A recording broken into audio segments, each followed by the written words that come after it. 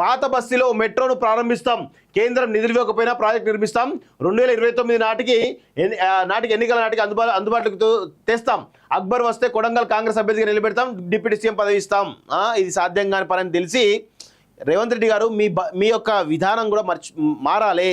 ఈ యొక్క ఓల్డ్ సిటీని అక్బరుద్దీన్కి ఏదో వాళ్ళే దాన్ని ఏలాలన్నట్టుగా ప్రతి ఒక్క పాలకుడు కూడా అదే ఆలోచిస్తూ ఉన్నాడు. ఎందుకు వాళ్ళకు ప్రిఫరెన్స్ ఇవ్వాలి? అసలు ఓల్డ్ సిటీని ఎవడైనా డెవలప్ చేస్తున్నాడా? కనీసం ఒక పనన్న ముందుకు పడతా ఉందా?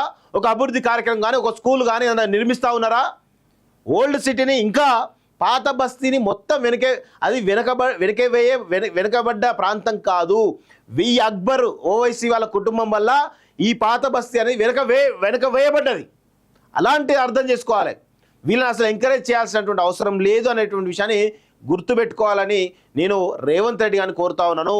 ఇలాంటి సన్నాసులను మనం ఎంకరేజ్ చేసి ఇలాంటి అవలేగాలను మనం ఎంకరేజ్ చేయాల్సిన అవసరం లేదు అనేది చాలా స్పష్టంగా గుర్తుపెట్టుకోవాలి రేవంత్ రెడ్డి గారు. అనవసరంగా వాళ్ళ ప్రాపకం కోసం మీరు వెంపర్లాడాల్సిన అవసరం లేదు అనేది స్పష్టంగా పాత బస్తీలో మెట్రోను ప్రారంభిస్తాం, కేంద్రం నిధులు ఇవ్వకపోయినా ప్రాజెక్ట్ నిర్మిస్తాం, 2029 నాటికి ఎన్నికల నాటికి అందుబాటులోకి తెస్తాం, అక్బర్ వస్తే కొడంగల్ కాంగ్రెస్ అభ్యర్థిగా నిలబెడతాం, డిప్యూటీ సీఎం పదవి ఇస్తాం. ఇది సాధ్యం కాని పని అని తెలిసి రేవంత్ రెడ్డి గారు మీ యొక్క విధానం కూడా మారాలి. ఈ యొక్క ఓల్డ్ సిటీని అక్బరుద్దీన్కి ఏదో వాళ్ళే దాన్ని ఏలాలన్నట్టుగా ప్రతి ఒక్క పాలకుడు కూడా అదే ఆలోచిస్తూ ఉన్నాడు. ఎందుకు వాళ్ళకు ప్రిఫరెన్స్ ఇవ్వాలి? అసలు ఓల్డ్ సిటీని ఎవడైనా డెవలప్ చేస్తున్నాడా? కనీసం ఒక పనన్న ముందుకు పడతా ఉందా? ఒక అభివృద్ధి కార్యక్రమం కానీ ఒక స్కూల్ కానీ నిర్మిస్తూ ఉన్నారా?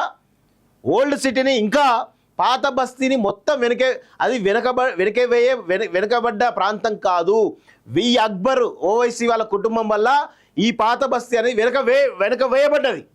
అలాంటి అర్థం చేసుకోవాలి. వీళ్ళని అసలు ఎంకరేజ్ చేయాల్సినటువంటి అవసరం లేదు అనేటువంటి విషయాన్ని గుర్తుపెట్టుకోవాలని నేను రేవంత్ రెడ్డి గారిని కోరుతా ఉన్నాను. ఇలాంటి సన్నాసులను మనం ఎంకరేజ్ చేసి ఇలాంటి అవలేగాలను మనం ఎంకరేజ్ చేయాల్సిన అవసరం లేదు అనేది చాలా స్పష్టంగా గుర్తుపెట్టుకోవాలి రేవంత్ రెడ్డి గారు. అనవసరంగా వాళ్ళ ప్రాపకం కోసం మీరు వెంపర్లాడాల్సిన అవసరం లేదు అనేది స్పష్టంగా హాఫ్ నాలెడ్జ్ ఫుల్ నాలెడ్జ్ అంటూ మంత్రి కోమటిరెడ్డిపై హరీష్ వ్యాఖ్యలకు సీఎం రేవంత్ రెడ్డి కౌంటర్.